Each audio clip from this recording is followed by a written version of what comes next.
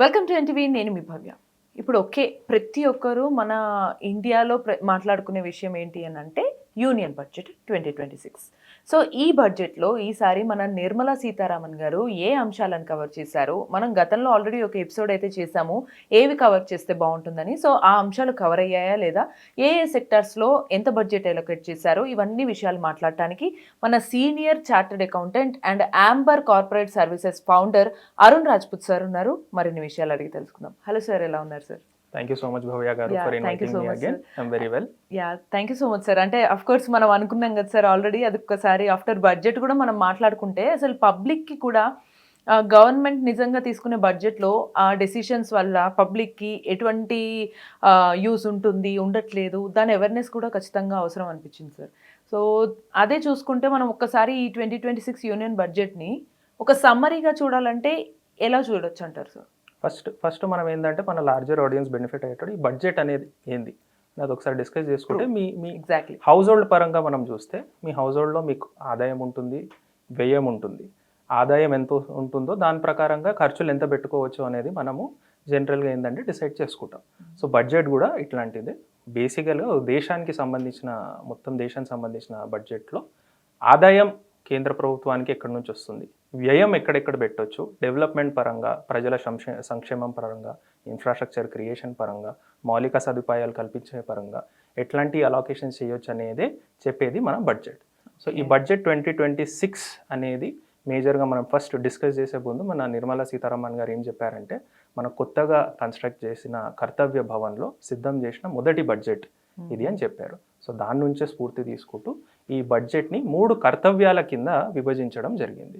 దాంట్లో మొదటి కర్తవ్యం వచ్చేసి మనము మన వృద్ధిని ఎలా పెంపొందించాలి, ఎలా కొనసాగించాలి, దీర్ఘకాలికంగా ఎంత డెవలప్ చేసుకోవాలి.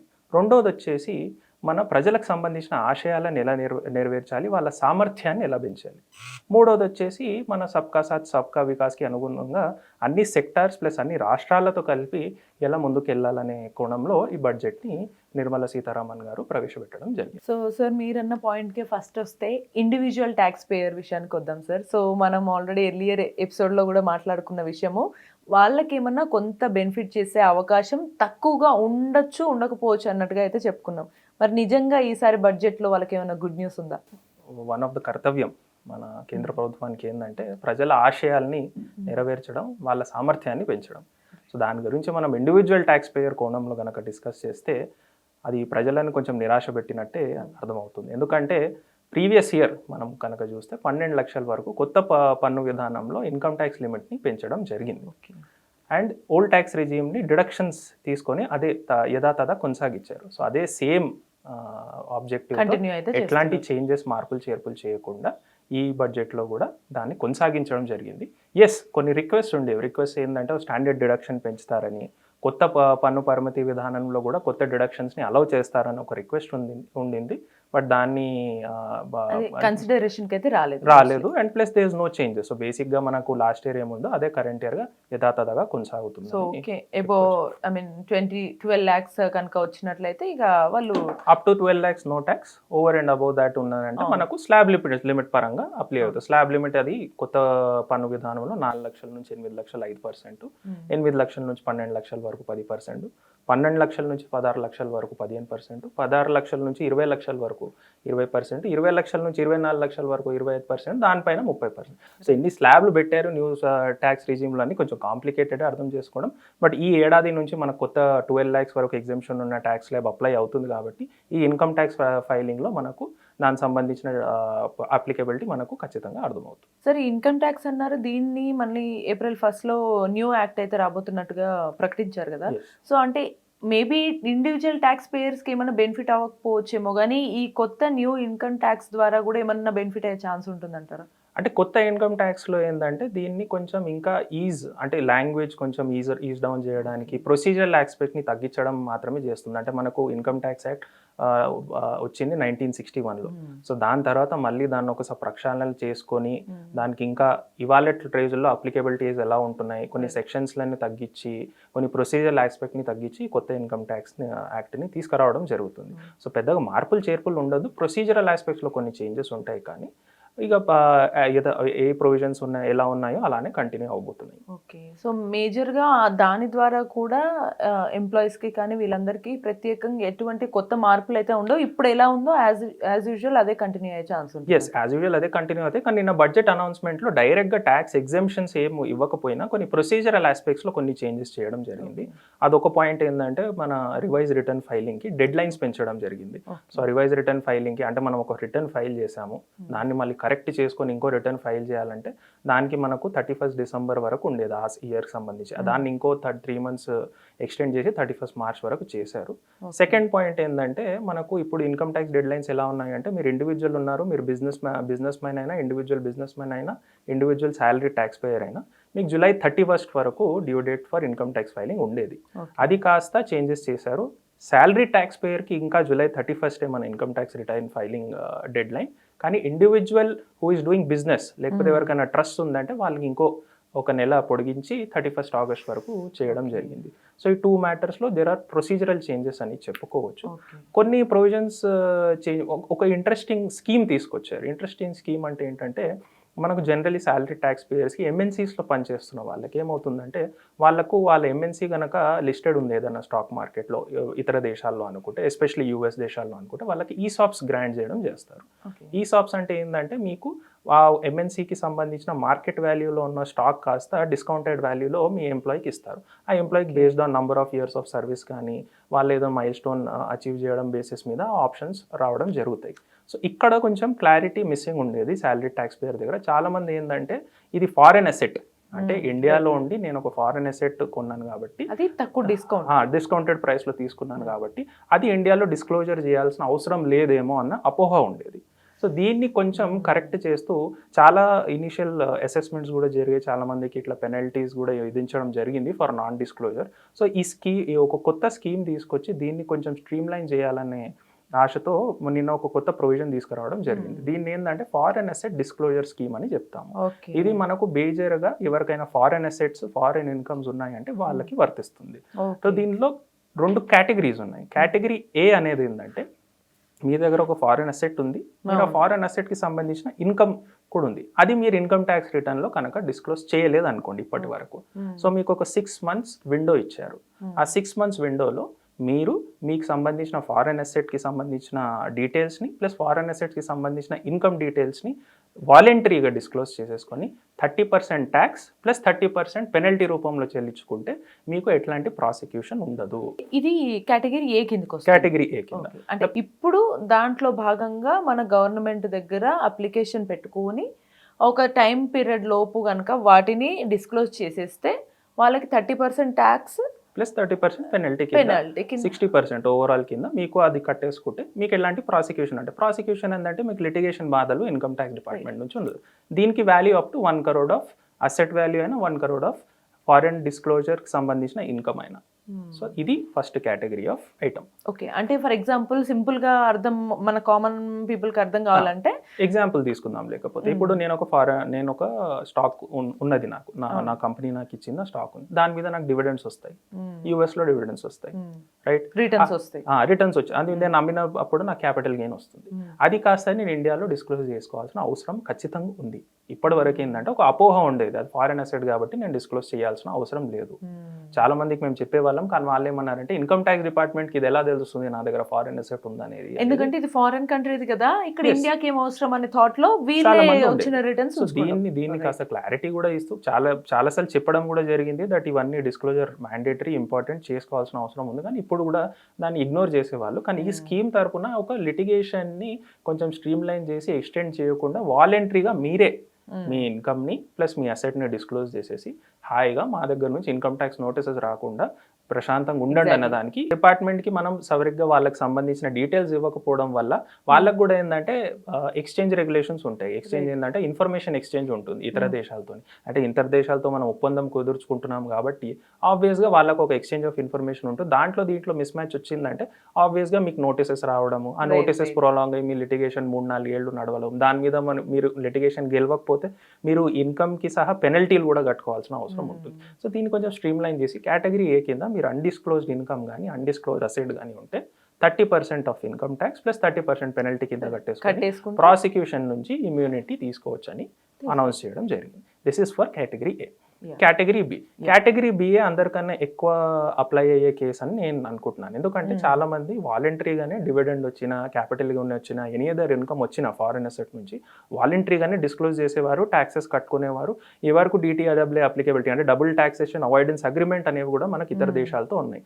దాంట్లో నుంచి ఏదైనా స్కోప్ ఉండి మనం ట్యాక్స్ కొంచెం తగ్గించే అవకాశం ఉందంటే దాన్ని వాడుకొని ట్యాక్స్ కూడా తగ్గించుకునేవారు. So but asset actually disclose చేసేవారు. అంటే ఇక్కడ అర్థం చేసుకోవాల్సిందని నాకు ఫారెన్ అసెట్లో ఇన్కమ్ వచ్చింది, అది ఇన్కమ్ డివిడెండ్ ఉండొచ్చు, ఇంట్రెస్ట్ ఉండొచ్చు, క్యాపిటల్ గెయిన్ వచ్చు, అది నేను వాలంటరీగా డిస్క్లోజ్ చేసుకున్నాను. బట్ నా అసెట్ ఎంత ఉందో, అసెట్ వాల్యూ ఎంత ఉందో అది నేను నా ఇన్కమ్ ట్యాక్స్ రిటర్న్లో డిస్క్లోజ్ చేయలేదు అనుకోండి. సో దానికి కూడా కేటగిరీ బిలో ఒక ప్రొవిజన్ ఇవ్వడం జరిగింది. ఆ కేటగిరీ బిలో ఏంటంటే మీరు ఓన్లీ ఇన్కమ్ డిస్క్లోజ్ చేశారు, ట్యాక్స్ అసెట్ డిస్క్లోజ్ చేయడం మర్చిపోయారంటే మీరు దాన్ని ఇప్పుడు with in 6 months window you can disclose it as part of your income tax return and tell that నాకు మొత్తం ఆస్తులు వేరే దేశాల్లో ఇన్ని, అది ఇస్తే అప్ టు 5 crore వాల్యూ వరకు మీకు ప్రాబ్లం ఏం లేదు. ₹1,00,000 దానికి ఒక ఫీ కింద కట్టాల్సి వస్తుంది. It is kind of a penalty only, but ₹1,00,000 fee kitty it ఈ బేసికలీ టు ఎర్న్ ఇమ్యూనిటీ. అంటే ఈ ₹1,00,000 కూడా ఇట్లాంటి తప్పులు మీరు ఫ్యూచర్లో చేయకూడదు అన్న పాయింట్ ఆఫ్ వ్యూలో తీసుకుంటున్నారని నాకు అర్థమవుతుంది. But this is the main provision regarding foreign asset disclosure scheme. So దీనివల్ల చాలా మందికి బెనిఫిట్ అవుతుంది, ఖచ్చితంగా వాడుకుంటారన్న ఒపీనియన్ కూడా ఫామ్ అవుతుంది. ఎందుకంటే మన భారతదేశంలో లిటిగేషన్ని ఎలాగో అలా క్లోజ్ చేసుకోవడమే మన ప్రజలు కూడా కోరుకుంటారు కాబట్టి it is a good scheme. అవును సార్, ట్రూ. అంటే సింపుల్ థింగ్, ఎక్కడికి చూసినా కూడా ఇప్పుడు ఇది మనది అని చెప్పుకోవడానికి, ఇంకా అఫీషియల్గా గట్టిగా చెప్పుకోవాలంటే కేవలం వేరే కంట్రీస్ నుంచి ఈజీగా తెచ్చుకోవడమే కాకుండా మన కంట్రీలో కూడా అప్రూవల్ తీసుకోవడమే సింపుల్గా. నేను అక్కడి నుంచి అఫీషియల్గా హ్యాపీగా ఇలా తీసుకున్నాను, సో మీకు కూడా నేను ఇట్లా చాలా ఆథెంటిక్గా ఉన్నాను అంటే గవర్నమెంట్ కూడా మనకు సపోర్ట్గా ఉంటుంది. ఓకే, మా సిటిజన్ ట్రూగా ఉన్నారని. అన్నెసెసరీ లిటిగేషన్ మీద, అంటే లిటిగేషన్ అనేది ఎప్పుడు కూడా ఎట్లా ఉంటుందంటే అండి, కార్పొరేట్ హౌసెస్ కానీ పెద్ద పెద్ద సంస్థలు కానీ లిటిగేషన్ అంటే వాళ్ళు చేసుకుంటే ఒక అర్థం ఉంటుంది. ఇండివిజువల్స్ ఏంటంటే వాళ్ళకి డైలీ చేసే పని నుంచే రిలీఫ్ ఉండదు, మళ్ళీ దీని మీద ఒక తల మీద లిటిగేషన్ నడుస్తుంది అంటే వాళ్ళు కూడా కోరుకోరు ఖచ్చితంగా ఇట్లాంటి స్కీమ్ నుంచి బెనిఫిట్ అవుతారని. Exactly, true sir. సో మనం ఒక న్యూ ఇన్కమ్ ట్యాక్స్ నుంచి వెళ్ళి యాక్చువల్లీ చాలా ఇంపార్టెంట్ ఇన్ఫర్మేషన్ అయితే తెలుసుకున్నాము. సో ఈ న్యూ ఇన్కమ్ ట్యాక్స్ తర్వాత మనం మేజర్గా మాట్లాడుకోవాల్సింది మీరు ఇందాక అన్నట్టుగా కార్పొరేట్ ట్యాక్సెస్ గురించి సార్. సో మరి కార్పొరేట్ ట్యాక్సెస్ లో కూడా ఏమన్నా చేంజెస్ ఉన్నాయి అంటారా? అంటే corporate private limited, private limited వాటికి కూడా యాజ్ ఇట్ ఈస్ కంటిన్యూ అవుతున్నాయి, పెద్ద చేంజెస్ ఏం చేయలేదు. బట్ కొన్ని చోట్ల ఏంటంటే అలాకేషన్స్ చేస్తామని చెప్పాము, ఇంకా వాళ్ళని బెనిఫిట్ చేస్తామనేది చెప్పాను. ఒక మ్యాట్ క్రెడిట్ ప్రొవిజన్స్లో కొంచెం చేంజెస్ చేయడం జరిగింది. అదేంటంటే క్యారీ ఫార్వర్డ్ బెనిఫిట్ మీకు అలౌ చేస్తామా చేయమా అనేది. మోర్ ఇంపార్టెంట్లీ నేను చూసింది ఇన్ఫర్మేషన్ టెక్నాలజీ సంబంధించిన సెగ్మెంట్లో ఎస్పెషలీ సేఫ్ హార్బర్ మార్జిన్స్ అనేది ఇంకా ఈజ్ డౌన్ చేయడం జరిగింది. దీని కాన్సెప్ట్ ఏంటంటే జనరలీ ఇండియా ఎస్పెషలీ మనకు మెట్రో సిటీస్ లైక్ పుణే కానీ, బెంగళూరు కానీ, హైదరాబాద్ కానీ, these are hub for global capability centres. So వీళ్ళు ఏం చేస్తారంటే వాళ్ళ గ్లోబల్ బిజినెస్ని ఇండియాకి అవుట్సోర్స్ చేస్తారు. సో ఫర్ ఎగ్జాంపుల్ ఒక ఎంఎన్సీ యూఎస్లో ఉందనుకోండి, వాళ్ళ బిజినెస్ని వాళ్ళు కంప్లీట్గా ఇండియాకి అవుట్సోర్స్ చేసేస్తారు. వాళ్ళ కేపబిలిటీ ఒక సెంటర్ పెట్టేసుకొని అందులో నుంచి ట్రాన్సాక్ట్ చేస్తూ ఉంటారు. సో ఇన్కమ్ ట్యాక్స్ పర్పస్ కోసం ఇది కనుక మీరు చూస్తే it is a related party transaction. Related party ఏంటంటే నాకు యూఎస్లో ఒక కంపెనీ ఉంది, దానికి సంబంధించిన బిజినెస్ ఇండియాలో జరుగుతుంది, కరెక్ట్. సో ఇప్పుడు ఈ రిలేటెడ్ పార్టీ ట్రాన్సాక్షన్లో ఇన్కమ్ ట్యాక్స్ డిపార్ట్మెంట్ ఏమంటుందంటే మీరు ఎప్పుడైనా రిలేటెడ్ పార్టీతో ట్రాన్సాక్ట్ చేస్తే మీ ప్రాఫిట్ అనేది ఎప్పుడు థర్డ్ పార్టీతో ట్రాన్సాక్ట్ చేసి ఉంటే ఎంత ఉండాలో మినిమం అంతా మెయింటైన్ చేయాలి. దాని లాజిక్ ఏంటంటే మీరు నేను ట్రాన్సాక్ట్ చేస్తున్నాము, మీరు నా రిలేటివ్ అంటే నేను మీకు ఏదో ప్రోడక్ట్ ఒక ₹10 తక్కువకు అమ్మొచ్చు. బట్ అది క్రాస్ బార్డర్ జరుగుతుంది కాబట్టి ఇండియాలో ₹10 తక్కువకు అమ్మితే నాకు ఇన్కమ్ ట్యాక్స్ పోతుంది ఇక్కడ ఇన్కమ్ ట్యాక్స్ డిపార్ట్మెంట్ వాళ్ళు. సో దీని మీద చాలా లిటిగేషన్ జరిగేది. ఆర్మ్స్ లెంత్ ప్రైస్ అంటే ఏంటి, ఆర్మ్స్ లెంత్ అంటే ఒక థర్డ్ పార్టీతో నేను ఈ ట్రాన్సాక్షన్ చేస్తుంటే ఇదే రేట్కి చేసేవాడినా కాదా. సో దీన్ని కొంచెం స్ట్రీమ్ లైన్ చేసి మనకు ఇన్ఫర్మేషన్ టెక్నాలజీ సెక్టర్లో వేరియస్ కేటగిరీస్ ఉంటాయి. ఒక సాఫ్ట్వేర్ డెవలప్మెంట్ అనేది ఉంటుంది, ఇన్ఫర్మేషన్ టెక్నాలజీ ఎనేబుల్డ్ సర్వీసెస్ అనేది ఉంటుంది, నాలెడ్జ్ ప్రాసెస్ అవుట్సోర్సింగ్ అనేది ఉంటుంది, ప్లస్ కాంట్రాక్ట్ R&D సర్వీసెస్ కింద కూడా ఉంటాయి. సో దీనికి ఇన్కమ్ ట్యాక్స్ డిపార్ట్మెంట్ ఒక సేఫ్ హార్బర్ మార్జిన్ అనేది చెప్పింది. సేఫ్ హార్బర్ మార్జిన్ ఏంటంటే మీరు సాఫ్ట్వేర్ డెవలప్మెంట్ సర్వీసెస్ చేస్తే మీరు 17% చేస్తే సరిపోతుంది, ITS సర్వీసెస్ చేస్తే 17% చేస్తే సరిపోతుంది, నాలెడ్జ్ ప్రాసెస్ అవుట్సోర్సింగ్ చేస్తున్నారంటే దానికి సంబంధించి మీరు 21 to 24% 24% net profit margin maintain చేస్తే సరిపోతుంది. కాంట్రాక్ట్ R&Dకి ఇంకో 21% మార్జిన్ మెయింటైన్ చేస్తే సరిపోతుంది. డిఫరెంట్ కేటగిరీస్లోనే డిఫరెంట్ మార్జిన్స్ ఉండేవి.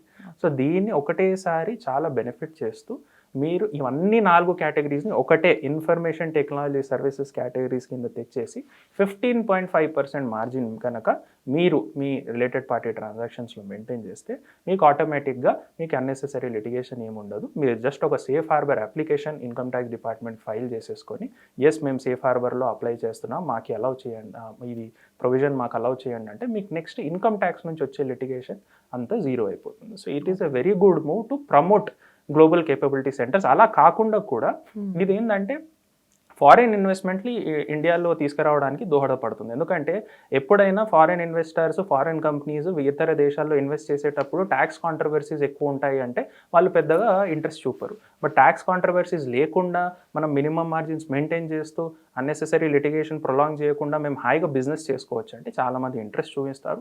ప్లస్ ఈ అప్లికేబిలిటీ అంటే ఈ సేఫ్ హార్బర్ మార్జిన్ సంబంధించిన అప్లికేబిలిటీ కూడా 300 కోట్ల వరకే ఉండేది. అంటే ఎవరికి 300 కోట్ల ఇంటర్నేషనల్ ట్రాన్సాక్షన్ వాళ్ళకే వర్తించేది ఈ 15.5% మార్జిన్. దీన్ని కాస్త పెంచుతూ 2000 crores వరకు చేయడం జరిగింది.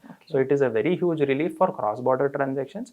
ఖచ్చితంగా చాలా కంపెనీస్ వచ్చి ఇంట్రెస్ట్ చూపిస్తాయి ఇండియాలో ఇన్వెస్ట్ చేయడానికి. So this is one thing which has happened in the corporate tax front which is a very welcome move from the finance ministry. అదే ఇది ఇండైరెక్ట్ గా మీరు అన్నట్టుగా మేక్ ఇన్ ఇండియాకి కావచ్చు, అదర్ ఆస్పెక్ట్స్ లో ఇన్ఫ్రాస్ట్రక్చర్ గ్రోత్ కావచ్చు, వీటన్నిటికీ కూడా చాలా బెనిఫిట్ అయ్యే ఛాన్స్ అయితే ఉంటుంది. అబ్సల్యూట్లీ. సూపర్. సో ఇది మళ్ళీ మనము ఇప్పుడు యాక్చువల్గా ఇండివిజువల్ చూసాము, ఇన్కమ్ ట్యాక్స్ ఇష్యూ చూసాము, corporate private limited tax issues చూసాము. సో సెక్టార్స్గా చూసుకుంటే ఇంతకుముందు ఎపిసోడ్లో మనం అగ్రికల్చరల్ సెక్టార్ని అయితే కొంత గ్రో చేసి వాటికి ఎక్కువ బడ్జెట్ ఇస్తే బాగుంటుంది, టెక్నికల్గా గ్రో చేస్తే బాగుంటుంది అనే ఆస్పెక్ట్లో మనం డిస్కస్ చేసాము. సో ఈసారి బడ్జెట్లో మనకు సేమ్ అదే చెప్తుందా, ఏమన్నా కొత్త మార్పులు ఏమైనా చేశారంట? ఎస్, అంటే అగ్రికల్చర్ గురించి మనం డిస్కస్ చేస్తే ఇప్పుడు కూడా ఈ బడ్జెట్లో కూడా అగ్రికల్చర్ని మంచి ప్రయారిటీ సెక్టర్ కింద చూడడం జరిగింది. దాదాపు 1,62,000 కోట్ల అలొకేషన్ చేయడం జరిగింది. సో దీన్ని కూడా బేసిక్ స్ట్రక్చర్ మనం డిస్కస్ చేసినట్టు ఎలా ఏఐని ఎలా టెక్నాలజీని వాడుకొని ఎలా అనుసంధానం చేసుకొని ఎలా ప్రొడక్టివిటీని బెటర్ చేయొచ్చు, ఎలా క్రాప్ వాల్యూని పెంచుకోవచ్చు, ఈ కోణంలోని అలొకేషన్స్ చేస్తామని చెప్పడం జరిగింది. మోస్ట్ ఇంపార్టెంట్ థింగ్ దాంట్లో ఇచ్చిన పాయింట్ ఏంటంటే భారత్ విస్తార్ అనేది ఒక మల్టీలింగ్వల్ ఏఐ ప్లాట్ఫామ్ని తీసుకొస్తామని చెప్పడం జరిగింది. దీనివల్ల ఏంటంటే మీ రైతులకి మన ఇండియన్ కౌన్సిల్ ఆఫ్ అగ్రికల్చర్ రీసెర్చ్తో కానీ అగ్రి స్టాక్స్తో కానీ వాళ్ళకి ఒక లైజనింగ్ క్రియేట్ చేసి ఒక కనెక్టివిటీ క్రియేట్ చేసి వాళ్ళకు ఉండే డౌట్స్ని ఫార్మింగ్లో ఈజ్ ఆఫ్ చేసి వాళ్ళకు ఉండే ప్రాబ్లమ్స్ని అడ్రస్ చేస్తూ వాళ్ళని కల్టివేషన్ చేసే ఆప్షన్స్ ఇవ్వడానికి ఈ భారత్ విస్తార్ అనే ఏఐ ప్లాట్ఫామ్ని తీసుకొస్తామని చెప్తున్నారు. సో దీనివల్ల ఏంటంటే ఖచ్చితంగా ఏంటంటే ఫార్మర్స్కి వ్యవసాయం ఎలా చేయడమో తెలుసు, దాంట్లో లాసెస్ రాకుండా హై వాల్యూ క్రాప్స్ వచ్చి ఎక్కువ ప్రొడక్టివిటీ వచ్చి ఎక్కువ బెటర్ బిజినెస్ ఎలా చేసుకోవాలనే గైడెన్స్ కనుక ఇవ్వగలిగితే ఆబ్వియస్లీ అగ్రికల్చరల్ మార్కెట్ కూడా పెరుగుతుంది మనకన్నా అర్థమవుతుంది. సో ఈ భారత్ విస్తార్ అనే ఏఐ ప్లాట్ఫామ్ మంచి బెనిఫిట్ చేకూరుస్తుందని అనుకోవచ్చు. ఇంకో అలొకేషన్ కూడా నాకు తెలిసినంత వరకు ఏం చేశారంటే హై వాల్యూ క్రాప్స్ మీద మేము కొత్తగా ఒక ఇన్వెస్ట్మెంట్ పెడతాం, దాన్ని ఒక ప్రమోట్ చేస్తామని చెప్తున్నారు. హై వాల్యూ క్రాప్స్ కాస్త కోకో కానీ కోకోనట్ కానీ క్యాష్యూస్ కానీ శాండిల్వుడ్ కానీ అగర్ ట్రీస్ అని చెప్తున్నారు. అగర్ ట్రీస్ అంటే మనము పర్ఫ్యూమ్స్లో వాడేది, ఇన్సెన్స్ స్టిక్స్లో వాడేది అగర్ చెట్టు అని చెప్తాం మనము. సో అండ్ మనకు పైన్ నట్స్ కానీ క్యాష్యూస్ కానీ వాల్నట్స్ కానీ ఇవి కూడా పెంచేటట్టు హై వాల్యూ క్రాప్స్, ఇవన్నీ ఏంటంటే మంచి ఆదాయం ఉండే క్రాప్స్ అన్నమాట. సో హై వాల్యూ క్రాప్స్ని పెంచేటట్టు దానికి సంబంధించిన టెక్నాలజీని ఇంకా బెటర్ అడాప్ట్ చేసి ఇంకా బెటర్ ప్రొడ్యూస్ తెచ్చేటట్టు కూడా ప్లానింగ్ ఎలా చేయాలన్న కోణంలో ఈ బడ్జెట్ అలొకేషన్స్ జరిగాయి. ప్లస్ క్రెడిట్ యాక్సెస్ ఫార్మర్స్కి ఎలా బెటర్ చేయాలన్న పాయింట్ ఆఫ్ వ్యూలో కూడా చాలా ఇంపార్టెంట్ పాలసీ అనౌన్స్మెంట్ చేయడం జరిగింది. సో ఓవరాల్ అగ్రికల్చర్కి అయితే ఒక మంచి అలొకేషనే జరిగింది, మంచి బెనిఫిట్ చేయబోతున్నారని ఖచ్చితంగా మనం అనుకోవచ్చు. టు బి ఫ్రాంక్ మనం ఎక్స్పెక్ట్ చేసింది ఆల్మోస్ట్ దగ్గరికి వచ్చినట్టే మనకి. సో ఆ ఇంప్లిమెంటేషన్ లో కూడా కొంచెం ఫాస్ట్ గా క్విక్ నేను ఎప్పుడైనా నెగటివ్ ఉండేది ఈ పాయింట్ మీదేనండి. ఎప్పుడైనా అంటే ఇది మనం చెప్పుకుంటాం కదా పేరు గొప్ప ఊరు దిబ్బ అన్నట్టు. సో ఎప్పుడైనా కానీ అనౌన్స్మెంట్ పాలసీ పరంగా చాలా గొప్పగా చేస్తాం, కానీ execution is very important. Execution అనేది వెరీ ఇంపార్టెంట్. ఈజ్ లైక్ చెప్పడం ఏంటంటే మాకు ఆపరేషన్ చేయడం వచ్చు, కానీ పేషెంట్ మీద యాక్చువల్లీ వెళ్ళి మీరు ఆపరేట్ చేసి వాడిని లైఫ్ సేవ్ చేయగలితేనే కదా ఫైనల్గా మనకు బెనిఫిట్ అయ్యేది. ఇది one of the more important cause on how better we can execute on all these policy announcements. Exactly. So మనం మాట్లాడుతున్నప్పుడు వీటి వల్ల ఆల్రెడీ మనకు కళ్ళ ముందు విజన్ కనిపిస్తుంది, ఇవి గ్రో అయితే మనకి మంచి వెల్త్ వస్తుందని. బట్ ఇంప్లిమెంటేషన్ స్టిల్ అక్కడ ల్యాక్ అవుతున్నాము. True sir. సో నెక్స్ట్ మరి అగ్రికల్చర్ తర్వాత మనం నెక్స్ట్ మేజర్ పార్ట్ డిఫెన్స్ చూసుకుంటే, డిఫెన్స్లో ఈసారి బడ్జెట్ అలొకేషన్ ఎలా జరిగిందంటారు? అంటే డిఫెన్స్లో అండి యాక్చువల్లీ లాస్ట్ ఇయర్ కన్నా 15% పెంచడం జరిగింది. అది కరెంట్ ఎకానమిక్ మన జియో పొలిటికల్ సిచ్యువేషన్ చూసుకొని చేశారని అనుకుంటున్నాను. ఇంక లాస్ట్ టైం నుంచి ఇప్పుడు చేసిన అలొకేషన్ కూడా దాదాపు 7.9 lakh crores వరకు ఉంది.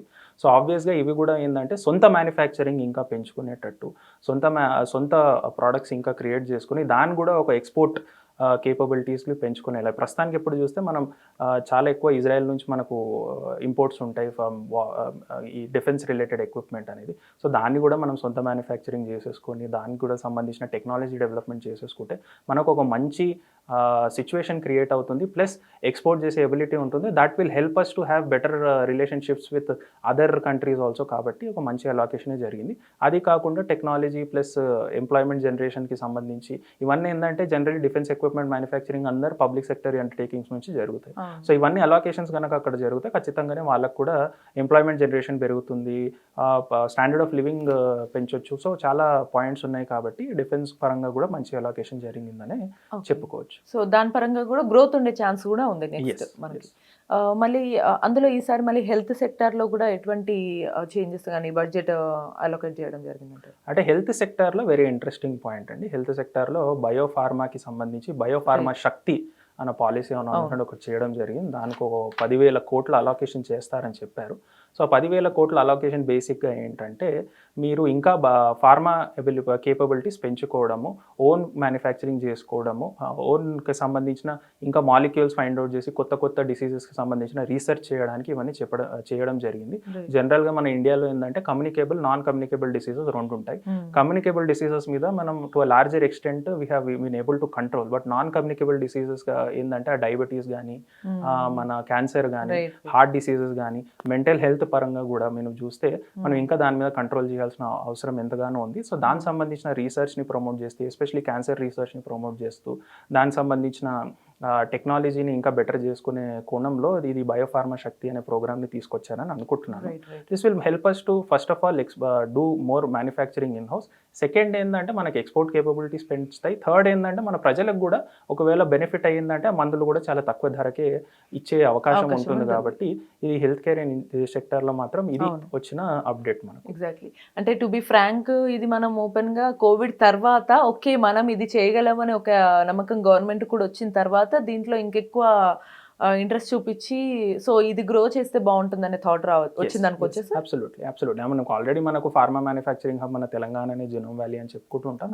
ఇవన్నీ ఏంటంటే ప్రత్యక్షంగా పరోక్షంగా మంచి వాల్యూ క్రియేషన్కి, ఎకానమీ బిల్డప్ చేయడానికి దోహదపడతాయి. రైట్.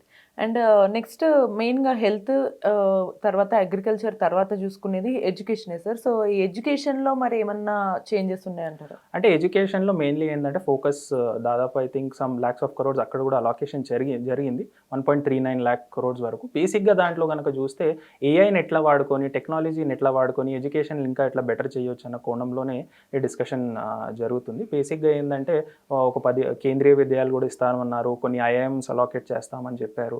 అటల్ టింకరింగ్ ల్యాబ్స్ అంటే రీసెర్చ్ చేసుకోవడానికి, ఇంకా బెటర్ స్టూడెంట్స్కి ఇంకా బెటర్ గైడెన్స్ ఇచ్చి ఇంకా బెటర్ ఎడ్యుకేషన్ని ప్రమోట్ చేయడానికి యూస్ చేస్తామనే పాయింట్ ఆఫ్ వ్యూలో అలొకేషన్ చేయడం జరిగింది. Plus it is also important that రాష్ట్రాలకి కేంద్రానికి ఒక సఖ్యత కూడా కుదిర్చేటట్టు ఈ ఎడ్యుకేషన్కి సంబంధించిన అలొకేషన్స్ జరిగాయి. So it is a good allocation నా పర్సనల్ ఒపీనియన్లో on education. Right. So to be frank, ఇందాక మీరు అన్నట్టుగానే అన్ని అలొకేషన్స్ అయితే బాగా జరిగాయి. ఇంప్లిమెంటేషన్, ఎగ్జిక్యూషన్ అనేది కొంచెం ప్రాపర్గా జరిగితే అఫ్ కోర్స్ మనం చాలా క్లియర్గా విజిబుల్ అవుతుంది అనమాట, గ్రోత్ కానీ వెల్త్ కానీ.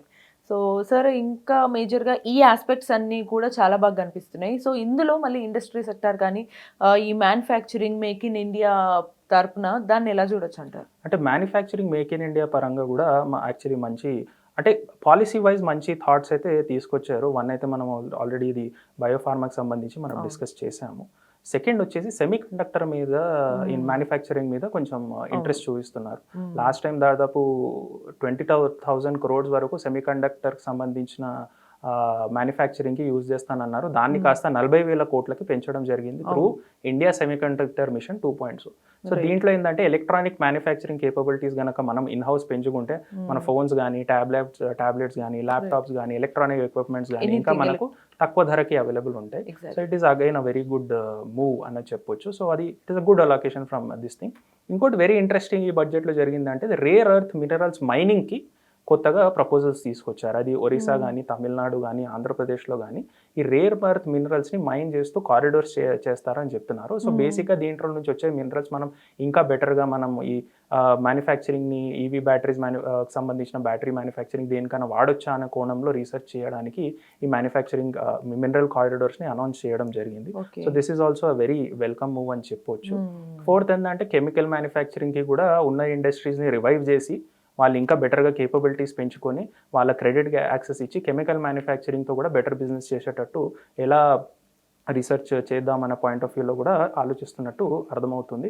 క్యాపిటల్ గూడ్స్లో కూడా మ్యానుఫ్యాక్చరింగ్ పెంచుదామని చెప్తున్నారు. ఇంకో ఇంట్రెస్టింగ్ పాయింట్ ఏంటంటే టెక్స్టైల్ మ్యానుఫ్యాక్చరింగ్.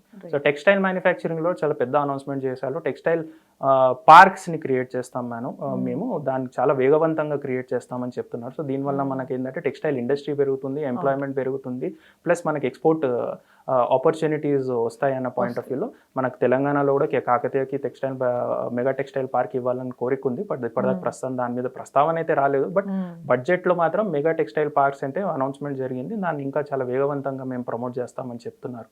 ప్లస్ ఇంకోటి ఏంటంటే స్పోర్ట్స్ గూడ్స్ మీద కూడా అంటే manufacturing capabilities in sports goods కూడా పెంచుతామని చెప్తున్నారు. అంటే over a period of time ఏంటంటే డెమోగ్రఫీ మారింది.